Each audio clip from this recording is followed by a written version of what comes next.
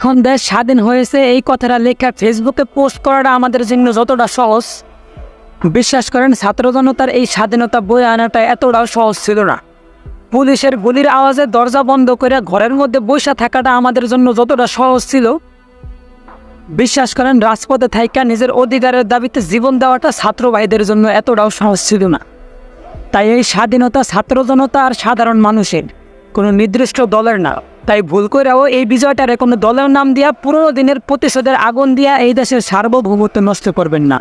আরে ভাই, আমরা দেশের মানুষ একটু শান্তিতে বাঁচতে চাই, কোনো দল বা নোংরা রাজনীতির শিকার হইতে চাই না।